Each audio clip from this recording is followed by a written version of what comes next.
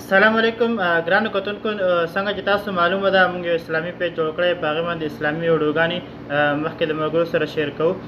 راځئ نن مې د مناسب یو بیان راوړی ډېر اهم ضروري بیان دی مناسب ویلي چې زموږ په معاشره کې زموږ چې کوم پښتو معاشره ده موږ ځان ته مسلمانان وایو یعنې موږ پنځه وخته یو څه پنځه منځونه وکړو یو څو روژې ونیسو هغې نه علاوه دنیا معاملات دی چې موږ په هغې باندې چې کوم دی فکر نه کوو غور نه کوو او موږ چې کوم دی جنت دعوې کوو راځئ دا بیان اورو مخکې د خپلو ملګرو سره هم شیر کوو نو زموږ تی په دا بازار کې د خلک نسته مالا بل سړی راغی دا اوس کې ولمړي سوي چا پیسې را باندې دي نو زه وس ولاکه لرم و ما ته زما پوره وړي ویلې چې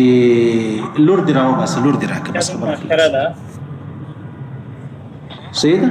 چې ډیر ټینګ هغه ورته وایي چې کوم وایي ښځه در څه بیم کوروالا در څه بیم ژر چې ډیر بې غیرت دی ډیر بې ناموس دی هغه وایي ښځه در څه بیم Did you know that you can set up your tax-free company in Dubai? ورسه ښځه دې راو بس زما په تار خوی باندې یاره مسلمان یې و پښتون یې و نو زه غریب یم والله چې یو سړی ماته د ښځې غوایي او زه د هغه باوجود روپۍ نه ورکوم روپۍ راګرځوم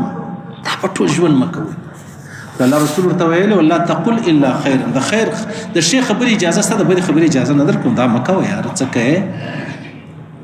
او ډېرو خلکو د خپلې لوڼې نه دي ورکړي په پور کې ورکړي دي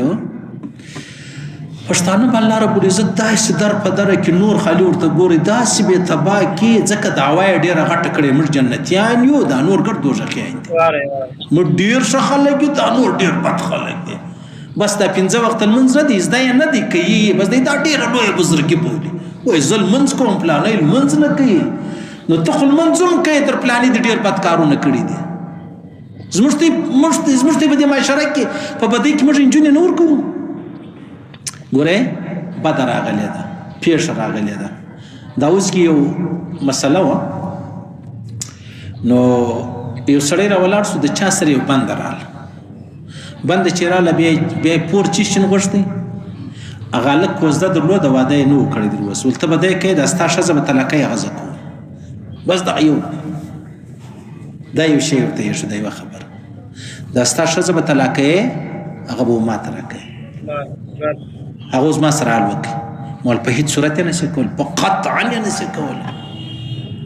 ول نو دویمه خبره دا ده چې دی به ما ته خور راکوي خور لري نه ورېره لري ورېره چې د هغه د 9 کالو دی د 8 کالو دی دا به ما ته راکوي دی د 15 شپېتو کالو دی دا به ما ته چیش راکوي په نکاح راکوي بده چیرې راغلې ده جګړه پر چیش راغلې ده پریشاني پر چیش راغلې ده او زور یې چیرې وځي زور یې چیرې وځي دی ورته وایي دا ستا د 8 کالو د 9 کالو د 10 کالو ورېره ده دا به ما ته راکوي که هغه نه یې ته به دی وکړي دا ستا ښځه به طلاقه کړي هغه به ما ته راکوي که نه یې نه دي بخښم نو چې کوم سالسین و هغه زما سره حلوال وکړي مال خبردار ته خو نن دا خپل سر پر دې خبره قربان کړه چې د یو چا دا تو د 9 کالو بچی د هغې عزت ته بچاو کې د چا کوروالا په کور کې ناسته د وروره